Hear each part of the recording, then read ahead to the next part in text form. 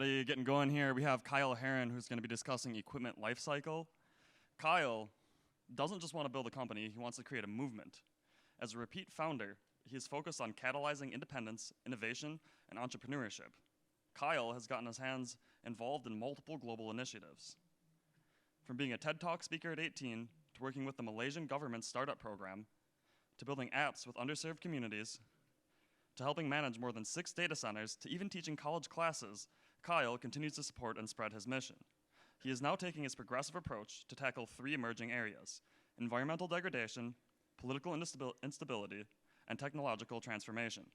All in all, Kyle shatters any image that may exist of the unmotivated millennial generation.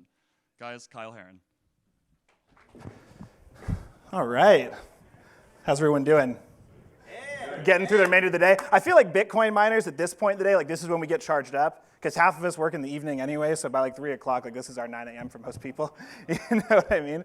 I find that this industry operates on like one time zone only, and it's the Bitcoin time zone, and that's the one. I've been on time zone BTC for a while now. And through all those experiences of being on time zone BTC, after getting involved in the industry in 2017 professionally for the first time, and being involved in the industry for about 2 years prior to that, making the leap around 2015, 2016 to being a Bitcoiner, I've learned a couple of things along the way about the mining equipment lifecycle. And it's kind of a term that I've developed to represent how we are going to combat the ridiculous rise in hash rate that we're experiencing right now. And ultimately, how retail and institutional miners can come together to play nice instead of boot each other out of the system.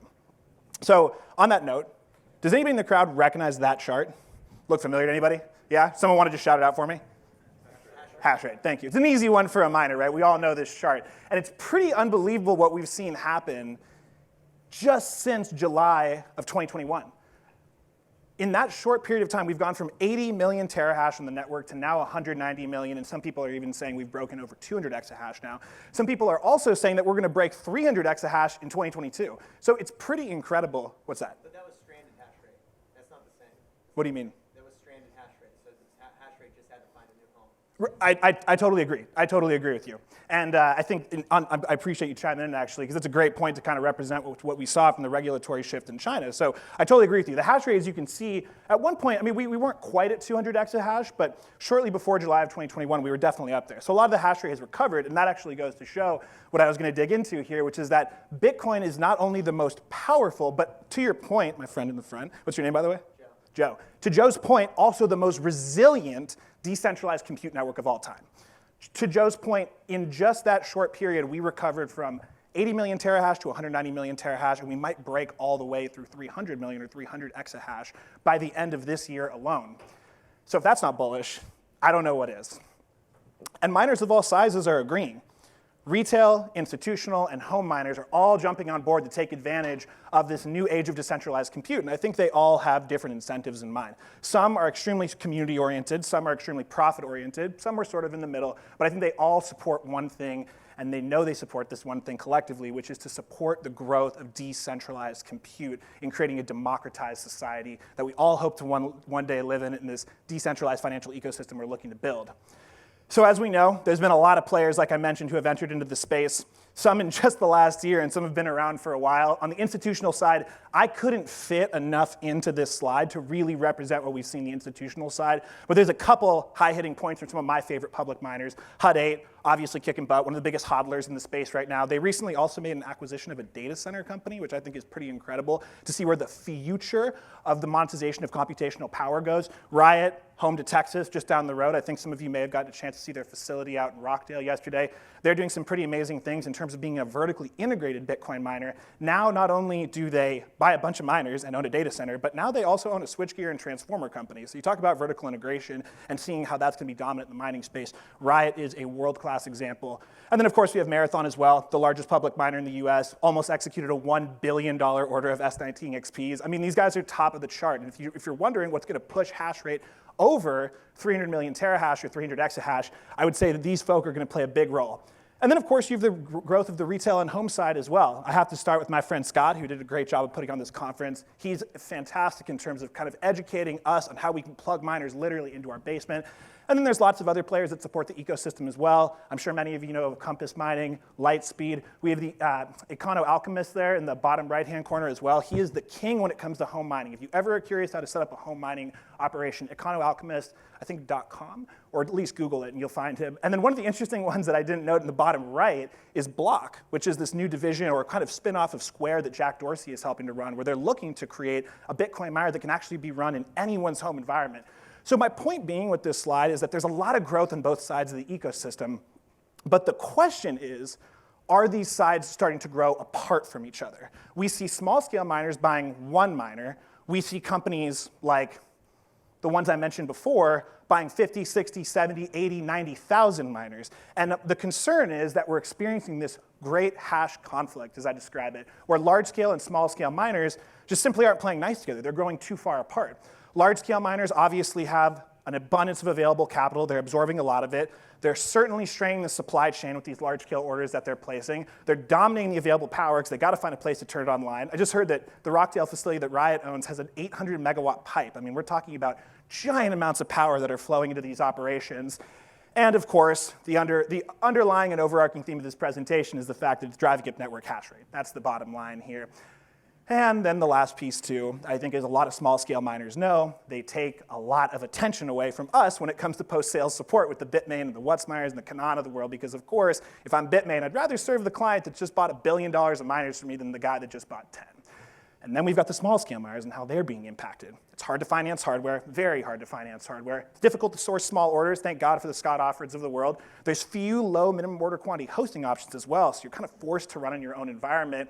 And of course, the rising difficulty curve, and all those small-scale miners starting to really take a hit. I mean, the small-scale miner who's mining at maybe a 10-cent rate with an S19J Pro right now has a Bitcoin break-even cost of maybe 12,000 currently. So if Bitcoin goes below 12,000, they're no longer profitable. There's more nuance to this, but we'll keep it simple for this conversation. As long as Bitcoin stays above, they're okay.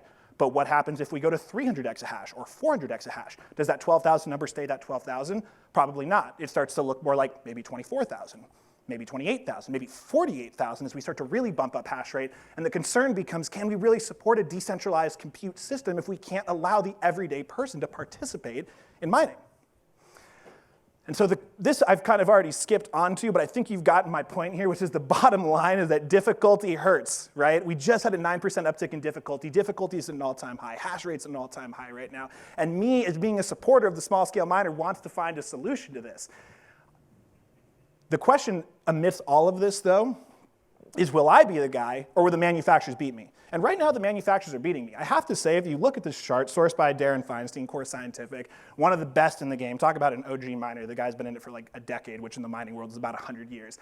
And he put together this really interesting chart that sort of shows the growth of mining that we've seen from an efficiency standpoint. So manufacturing is totally kicking butt. The growth and innovation in our space is spectacular. I mean, it's hard to even compute what the growth was from 2007 to 2020, but even if we just look at 2013 to 2020, we've seen a 50x increase in efficiency, and that number is only growing, by the way. This chart only takes you down to the Antminer S19 Pro. If you drop a layer down to the S19 XP, now you're at 21.5 watts per terahash, or that's what they claim. And then you go a layer beneath that to the new Intel Bonanza ASIC chip they're talking about that's going to do 18.5 watts per terahash. I mean, we are squeezing literally as much hash out from every watt possible, and it's pretty incredible.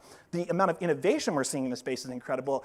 My question is it necessary? And are there other solutions to developing efficient mining operations than just getting better chipsets? And that gets us to the $1 million, or for our Bitcoiners out there, the 100 million sats question, which is, can the miners in the space today, number one, continue to capitalize their upgrades? So can they afford all these new machines that are cycling in every 1 to 2 years? And number two, this is really the 100 million sats question that not enough people talk about, is can the supply chain actually support it? We're putting so much pressure on all these various chip foundries. Thank goodness that Intel is deciding to build a facility in the US because we desperately need it now. Mining is at the bottom of the chart when you think about chip distribution. I mean, we've got cars and refrigerators and air conditioners and all these other high processing needs that frankly are bigger industries than what we're in right now. So if we're talking about this industry's growth, we really need to make sure we have dedicated chip foundries for what we're doing. But again, it bears the question of, do we just need to keep cycling hardware and creating all this e-waste? To me, that's not necessarily what we need to do. To me, the solution actually is found in getting the big guys and the little guys to start playing nice together, because as the, again, overarching theme of this all is, it's not just about watts per hash. There are a lot of ways to build an efficient mining operation, but large-scale and small-scale miners all look at it a little bit differently. So the large-scale miners, the thing you're going to hear from almost all of them is cost of capital. Everybody wants cheap capital. That's why the Hut 8s and the Riots are doing so well. That's why we're seeing all these companies go public with these crazy multiples. Stronghold Digital Mining, they just launched on the SPAC maybe a couple of months ago, and they had a 10x multiple after maybe a week of being on the NASDAQ. I mean, cost of capital is so crucial to an effective mining operation. Of course, access to high volume hardware to then purchase with all that capital, and then being able to turn that power, or to turn those miners on in a low cost hosted environment. And then once they're on, this is another shout to Riot. If you head down to their facility in Rockdale, you'll notice these giant immersion tanks with 5,000 miners currently running in immersed fluids. It's pretty incredible. And what our friends over at BitUda showed to us, and that's a great company, by the way, if you're looking for institutional research on mining. Our friends at BitUda showed us if we take an S19 Pro and put it in immersion fluid, not only do we decrease its cost of repair by about 10 to 15% over the first year, but secondarily, we can bump up efficiency from about 30 watts per terahash to about 27 watts per terahash. And that number is only going to get better over time as we get miners more efficient and more optimized by using liquid-cooled solutions. Many of you may be familiar with the new S19 Pro Plus Hydro from Bitmain that has a crazy claimed 180 to 190 terahash mark, and of course is going to knock down efficiency all the way into the low 20 watts per terahash range. So the point being is the big guys know they can extend the lifespan of these miners, which clue means they don't need the newest generation thing if they know they can stick these miners into immersed fluids. So there was a miner, as an example, a couple of years ago, probably the worst of all time, the S17. Is anybody familiar with that one? Does anybody own an S17 in here? I'm so sorry for your loss. We still have miners to this day, S17s from over a year and a half ago that are in repair, because you'd shake them up and it would sound like the greatest new Christmas toy, right, Rob? And then you flip it over and there'd be all these heat sinks on your floor before you knew it. And so my point being is that there's ways that you can find all these old miners sitting around, but you can't put them in an air-cooled environment. It's just been proven not to work over and over again, so you gotta find a way to optimize them. The big guys can do that. Little guys, not so much. The little guys are having a lot of problems that the big guys can solve. Number one, they're having a hard time getting capital, like we spoke about. Number two, they're having a hard time accessing small orders, because even companies like mine, Frontier, I don't really want to sell one miner. The economics aren't that interesting to me. They can't find quickly available hosting, so they're having to mine their home environments, 20 to 25 cents in a retail rate. It's not going to get you that exciting to mine.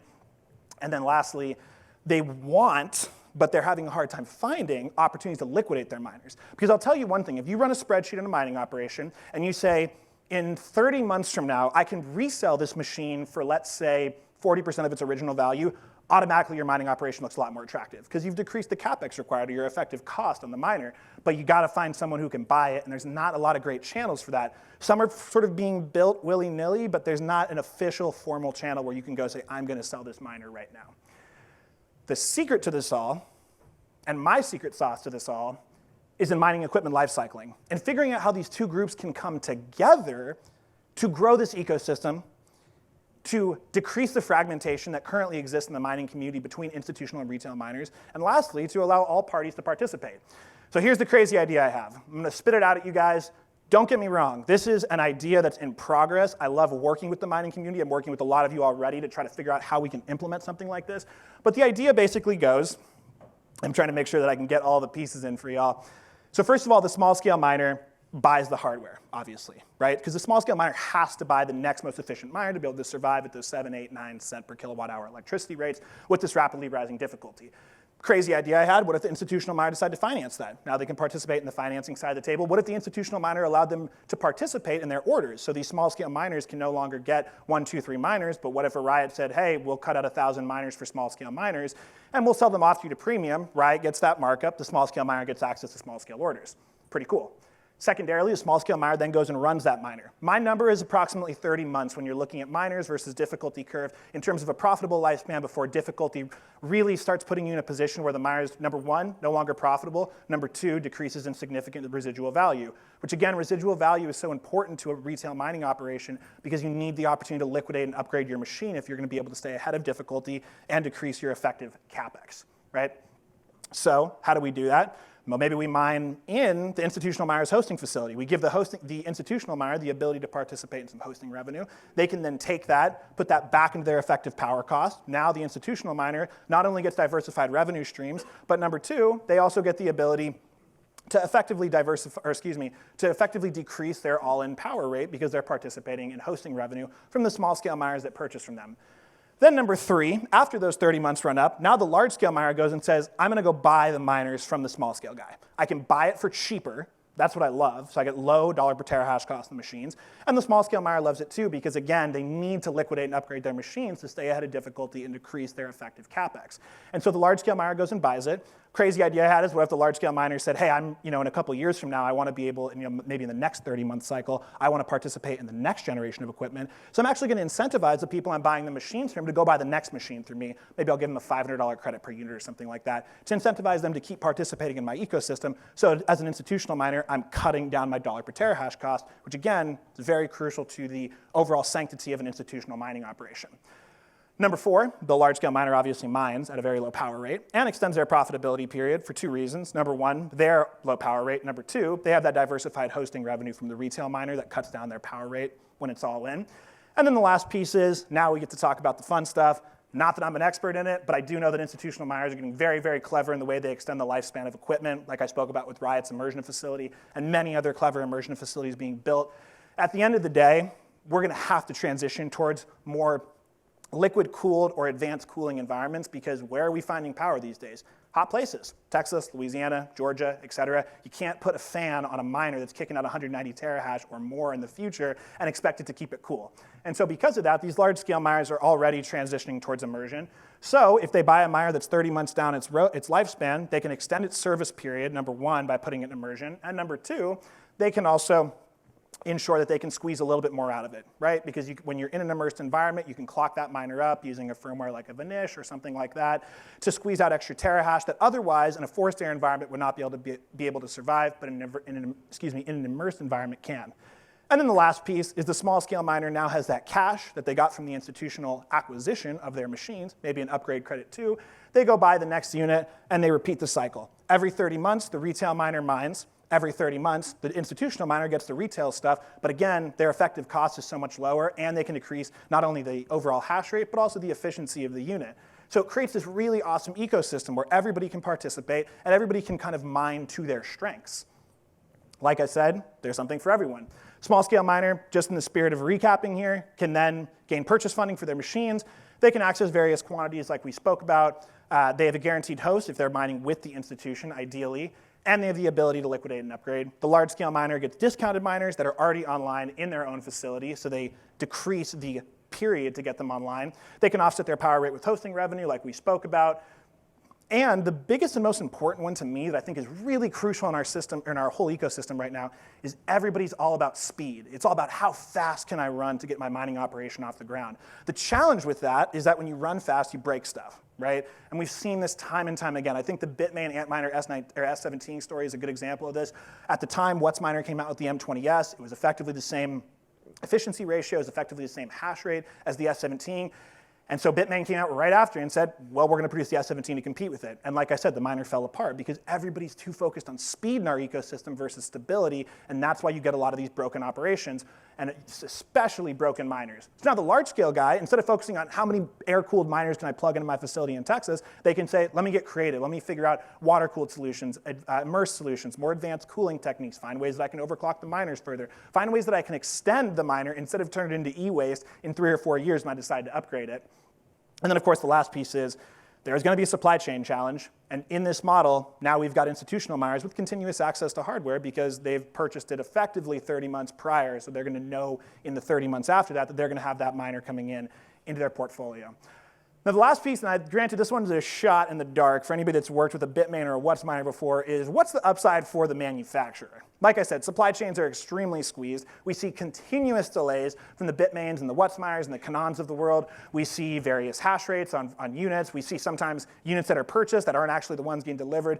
So many areas of the manufacturer supply chain that can be improved with a little bit less demand. And I know it's a shot in the dark. We're in a capitalistic market. The likelihood is that if one miner or if one manufacturer is not producing as much, someone else is. This is a dream scenario. But the dream scenario is that in this model, we put a little bit less pressure on the manufacturers because the small scale miners are the ones who are initiating these purchase cycles. They're running for 30 months before they initiate their next purchase, which gives a full 30-month cycle for the manufacturer to figure out how can I innovate, upgrade, and stabilize my machines, number one. And number two, again, for anybody that's dealt with Bitmain, maybe how I can increase my customer service, maybe how I can increase my post-sales support as well, so that I can create generally a happier and more consistent customer base. Here's the challenge, though, and this is where the rub lies within this all, and I spoke about this earlier a little bit, is the fact that the ecosystem is extremely fragmented right now.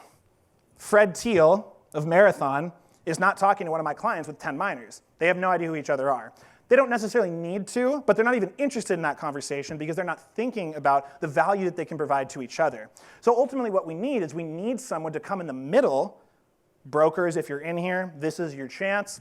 We need an intermediary. We need some sort of system to be able to connect these two groups because these groups are becoming further and further divided. And for those of you that are deep into the mining community, you can understand that the retail side of the industry and the institutional side of the industry are almost cliques on their own now. I mean, even at this own conference, we see a lot of smaller scale miners walking around, but we don't see as many of these big public entities. But you go to another mining conference and you may see the exact opposite. So there needs to be synergy in our community because at the end of the day, Bitcoin is a community-based protocol. It's a community, it has a community-based purpose.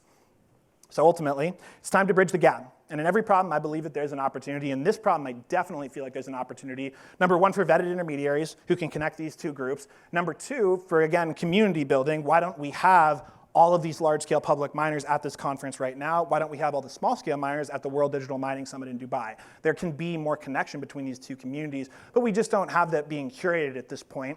And then lastly, and I think one of the most important ones, as being a guy that has hosted small-scale miners for the last 4 years, we can work on building better partnerships with these bigger organizations to create liquidation channels for our small-scale clients. I can work harder on building a relationship with a Marathon or a Riot or a Core or a Compute North or any of these large-scale miners to say, hey, I'm sitting on S19s that all my clients need to get rid of in 2 years from now. Do you want them? Do you want to help them grow again? Do you want to create an ecosystem where I can funnel new low-cost hardware to you every 24 to 30 months?